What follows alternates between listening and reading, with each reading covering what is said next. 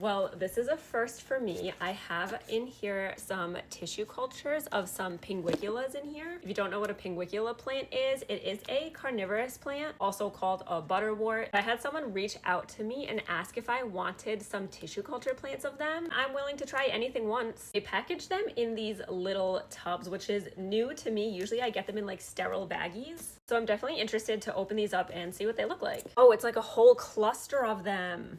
I do see that there is some agar gel on these, so I am going to rinse them. Let's open up the next one. Oh, this one's a Drosera. So if you know what a sundew plant is, this is a sundew. Definitely have to rinse the gel off this one too, so I will go do that. So I was able to separate the roots of the Drosera, so that's gonna be easier to plant. And then while I was rinsing the pinguicula, the cluster kind of fell apart into each individual plant, which is fine. That does kind of help me locate the root system underneath. But now I have all these teeny tiny little babies. I'm actually gonna try to keep them in these cups that they came with because they're already labeled. I'm gonna put some sphagnum moss in there, and then this is rainwater.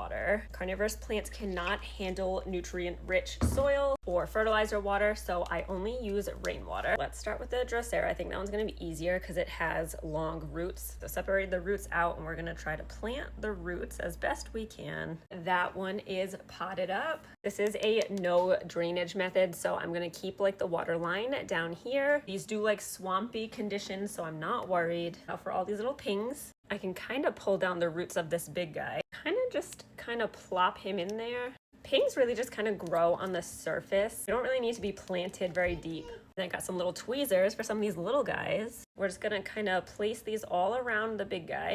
I actually might need a second cup. This one's looking pretty full already. All these little like micro teeny guys we're gonna put in their own setup. Okay, I have this glass setup that we're gonna put the rest in. And we'll just see what takes. They're not all going to survive this process, but I'll be happy if I have like a good 5 or 6 that do. And you never know, I might get surprised. Again, just having the water line down here, it'll wick moisture up to the top for them. So this is what this looks like. And then they just go right into my tissue culture acclimation greenhouse. That's it. Now we just wait to see how they do. So follow for updates.